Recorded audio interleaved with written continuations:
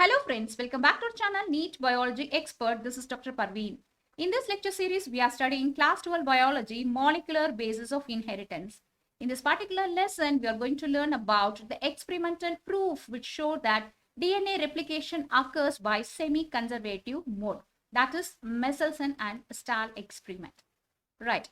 In the year 1953, when Watson and Crick proposed the double helical structure of DNA, then the scientific community they proposed several models that the DNA could able to replicate. Okay, so there are three important famous models which were proposed. They are called as semi-conservative mode of DNA replication, conservative mode of DNA replication, and dispersive mode of DNA replication. So these are the three basic models which were proposed that DNA could replicate by either one of this way. Okay. So the first one is a semi-conservative replication. So what is semi-conservative replication? If this is a double strand DNA which is going to replicate. So when this DNA replicates into two daughter strands, okay, two strands, one of the original parent strand is preserved or it is conserved. Only the complementary strand is the newly formed daughter strand. So this method is called as semi-conservative replication.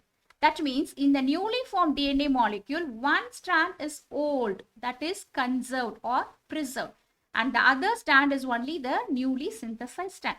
So this model is called as semi-conservative replication. The second model proposed is conservative replication.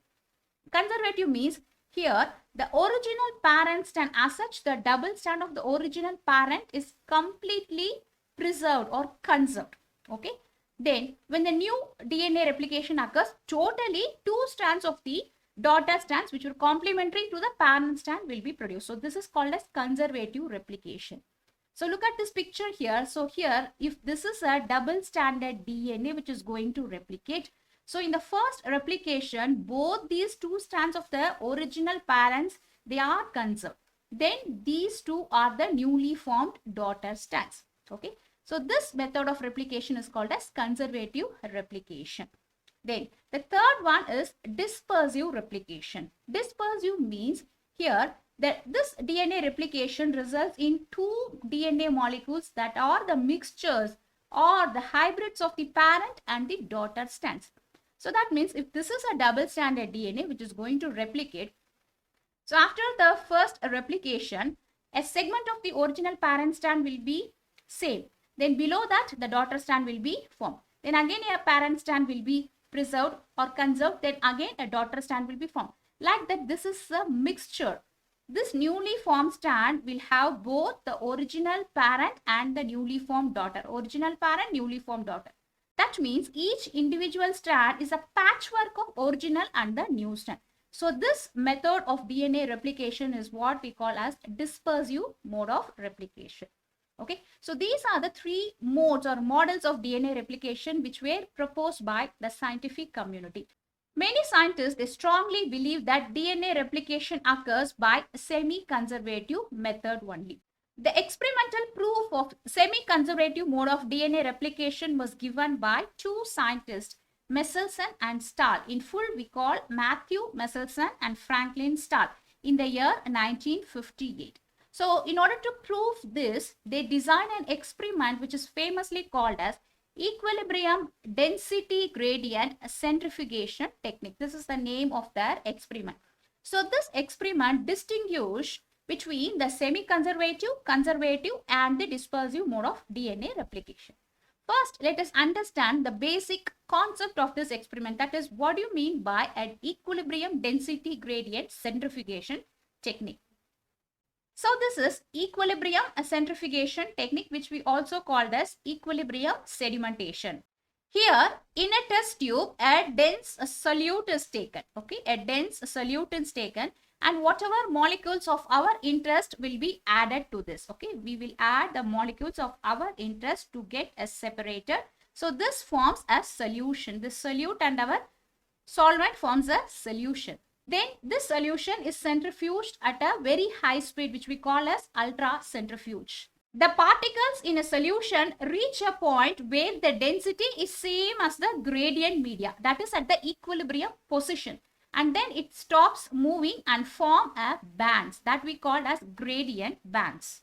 By spinning the centrifuge, density gradients forms from top to bottom. Okay, so dense molecules are present in the bottom, and then medium dense, and at the top less dense molecules are present as a band. This density gradient centrifuge separate the substances based upon their size, shape and density. So this technique was actually used by Meselson and Stahl in their experiment. So for their experiments, they took E. coli as their sample because E. coli is the bacteria which has a shorter replication time. Within 20 minutes, one E. coli could able to multiply or replicate into 2 bacteria. Generation time is very much shorter. So for this reason, they chose E. coli as their study sample. So they grew E. coli into 2 batches. So this is the batch number 1.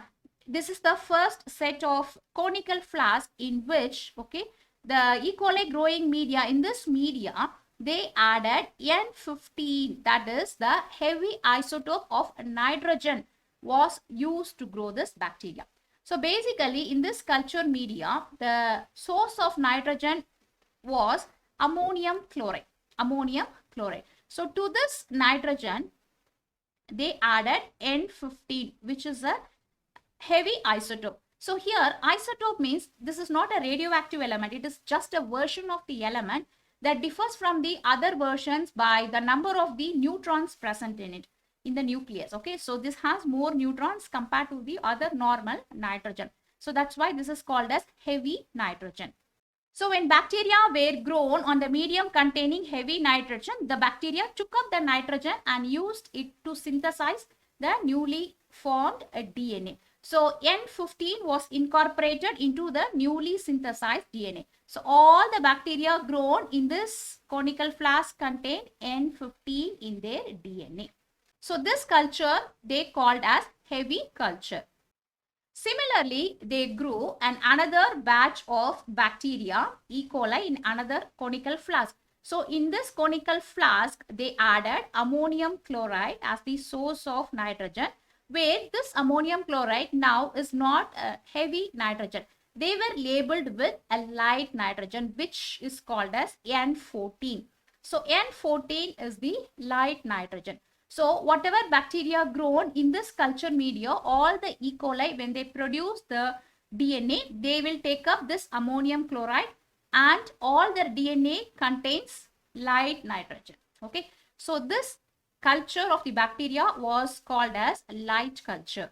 For this experiment, they used cesium chloride as a solute for the density gradient centrifugation. That's why this is called as cesium chloride density gradient centrifugation. So why particularly they used cesium chloride solute? The density of cesium chloride is almost same as the density of DNA. Okay. Also, this cesium chloride is an extremely dense salt, and it will set up a concentration gradient because due to its hygroscopic nature. So hygroscopic means it will absorb more moisture. So when this molecule is put in water, it forms a dense solute which is not very much viscous. Okay. So therefore, this is a good material for equilibrium gradient differential centrifugation. So what they did was, this is their first conical flask. So all the E. coli grown in this culture medium were labeled with N15, heavy nitrogen. This is their second conical flask. All the E. coli grown in this culture medium were labeled with N14. Then they took the bacterial sample, extract the DNA and subject this DNA to cesium chloride centrifugation. That means they centrifuge the DNA sample to find out the density. Okay. And similarly, they took the DNA from the bacterial cell and subjected this to cesium chloride centrifugation.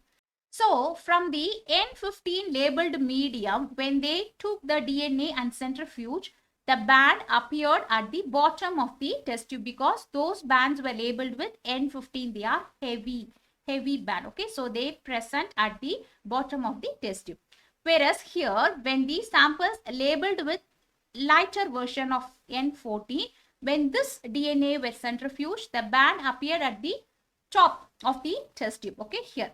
So this showed that the first sample contained only heavy nitrogen and the second sample contained only light nitrogen in the DNA. Okay, so they labeled this first sample as generation 0. Okay, then what they did, this heavy culture N15 was then transferred into the medium that had only light nitrogen, that had only N14. Okay, also the source of nitrogen here is normal NH4Cl. Okay, that means there is no more heavy nitrogen here, only the normal N14 nitrogen is present here, and this bacterial sample were allowed to grow or to multiply. After 20 minutes duration, because the multiplication time for E. coli is 20 minutes, right? So after 20 minutes duration, okay, this sample is now they labeled as generation 1. So they extracted the DNA from this bacterial cell and subjected this to the density gradient centrifugation. So here now they found that the DNA settled in the band is exactly at the intermediate position. It was neither in the lower side as it was shown in the N15 culture media, or it was nor in the lighter side as shown in the N14 culture media. So the band was exactly in intermediate position. Okay, so that means this shows that this band contained both N15 nitrogen and N14 nitrogen. Both the heavier nitrogen and the light nitrogen was present. That's why this band was in an intermediate position in the gradient. Once the DNA from the first generation was isolated and checked, then they allowed this bacterial sample to replicate for another 20 more minutes. That means 40 minutes. Okay, so after 40 minutes they called this sample as generation 2. Okay, so then they again extracted the DNA from this sample and subjected this to gradient centrifugation. So this time they found that 2 bands were formed. So one band was at the intermediate, that means the same as this band, a hybrid band, and another light band was found at the top. Okay, so this shows that this light band carries only N14, whereas this intermediate band carries N15 and also N40. Okay, then again this second generation bacteria were allowed to replicate for 20 more minutes. Okay, so after 60 minutes this sample is now called as third generation. So again from this third generation they extracted the DNA and analyzed for the band pattern. So this time they found that the intermediate band is much thinner and the lighter band which was found at the top portion was much thicker. So this is the experiment done by Meselson and Stahl. So through this experiment only they show that DNA replication occurs by semi-conservative mode. So now let us see how they interpret these results and show that DNA replication occurs by semi-conservative mode.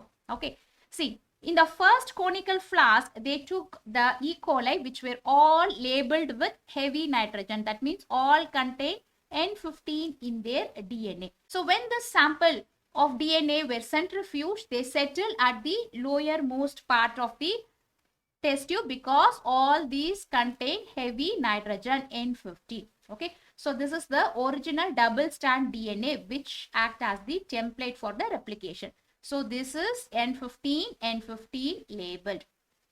Then what they did, they transferred this bacterial sample into another flask which contained N14, okay, and allow it to replicate for 20 minutes. So now this is what they call as first generation. So after 20 minutes, they took the bacterial sample, extracted the DNA and analyzed for the weight of the DNA band.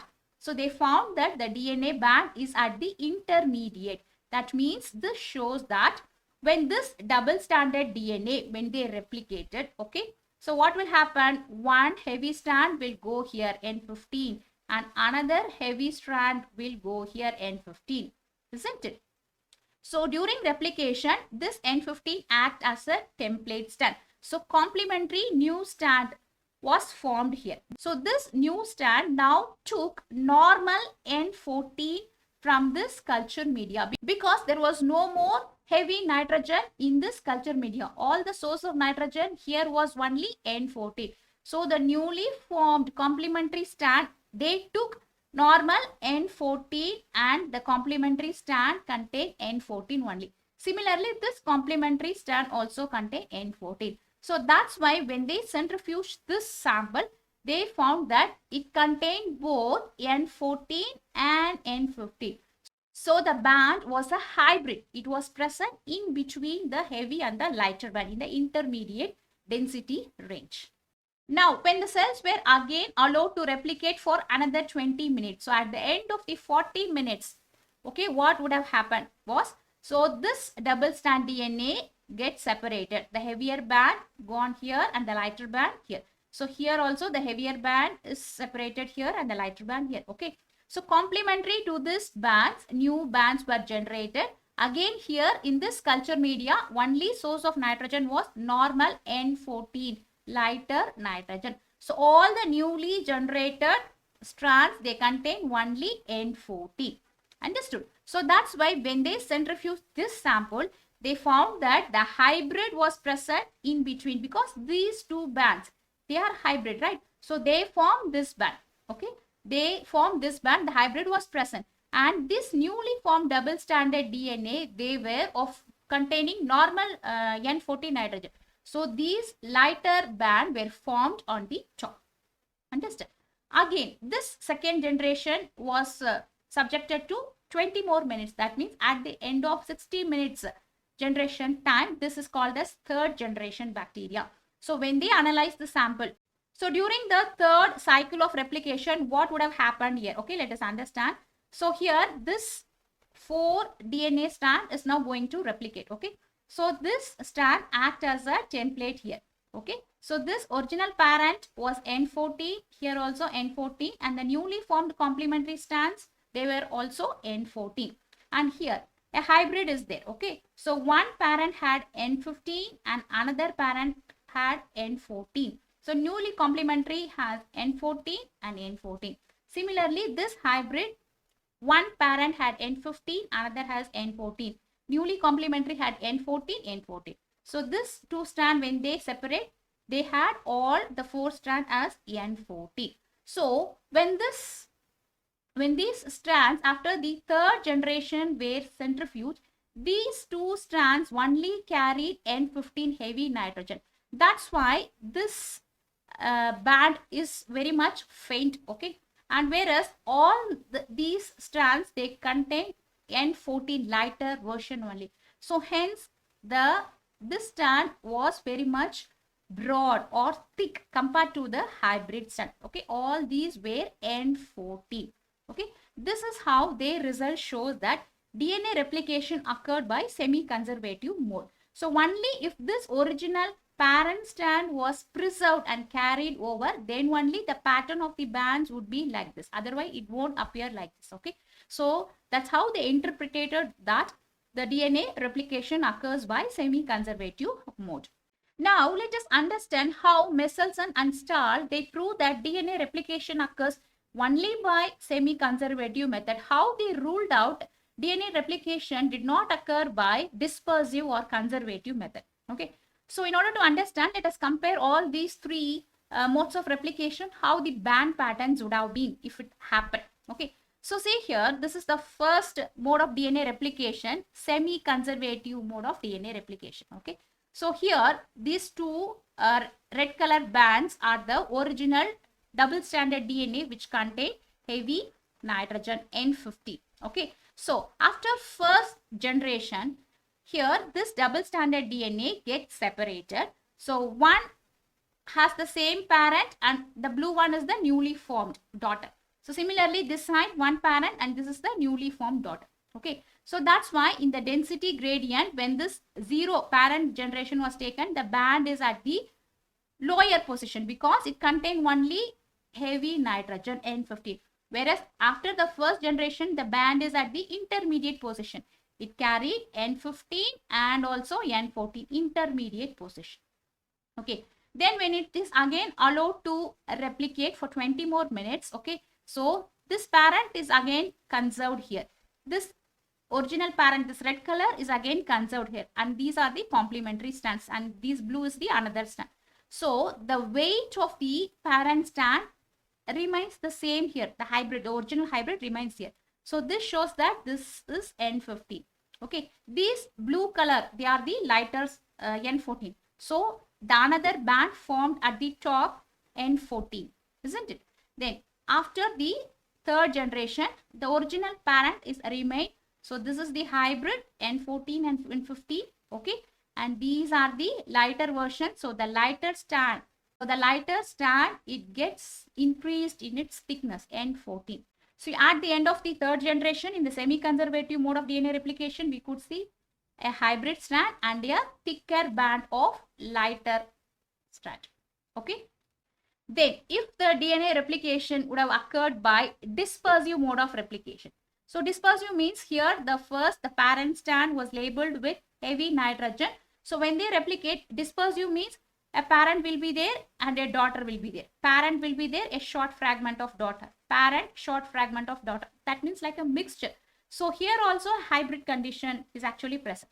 So when this first generation is subjected to centrifugation, here also the band is at the hybrid, the center, same like the semi-conservative.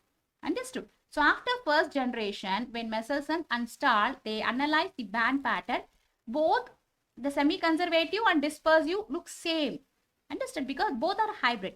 But what is the difference? Later only showed that again when this band is again replicated, okay, so again they remain as a mixture, because that is what actually dispersive mode of replication. How many generations form? All the generations carries mixture like this only. So that's why if the DNA replication occurs by dispersive method, means all the band generated by this centrifugation will be at the center. That means they were of hybrid, but the size only keep on increasing because thickness of the band increases as the replication increases. Like more DNA will be present after several generations. So there won't be any N14 lighter version at all. Okay. So see here at the end of the third replication cycle, in the semi-conservative mode of replication, the lighter version only keep on increasing. The hybrid DNA remains the same. Whereas if the DNA replication would have been by dispersive mode, okay, there won't be any N14 lighter band at all. Only the hybrid band keeps on growing. Okay. So this shows that DNA replication is not dispersive because they didn't get this type of pattern in their experiments. They got only this pattern. So let us understand how the DNA band patterns, if the DNA replication would have been by conservative mode. Okay. So see here, this is the conservative mode of DNA replication. So conservative mode means in every replication cycle, the original parent strand, both the double strand will remain the same. It is preserved. That is called conservation. Okay. So at the generation 0, this is the heavy strand which were labeled with N15. So the band is formed at this lower most position of the test tube. Okay. So after the first generation, this original parent strand is preserved and both the daughter strands are complementary to the parent strand. So two bands will be formed. So one is the original N15 and another is the daughter, okay, N14. Understand? Then again in the second generation, the original parent will be preserved. So the band will remain the same. And these are the newly formed daughters. So they will be at the lighter side. So similarly, as the generation keeps on growing, what will be the band pattern? The original N15 parent will remain the same. And only the lighter side of the band will keep on growing like this. Okay. So this would have been the band pattern if the DNA replication would have been in a conservative mode. Okay. Whereas when Meselson and Stahl analyzed the experiment's results, they found that band pattern was like this, not like this or not like this. Okay. So that's why they proved that DNA replication occurred by semi-conservative mode. So after Meselson and Stahl in the year 1958, same year, very similar experiments involving use of radioactive thymidine to detect the distribution of newly synthesized DNA in the chromosome was performed by Taylor, a scientist called Taylor and his group. So their experiment proved that DNA in the chromosomes, they also replicate by semi-conservative mode of replication.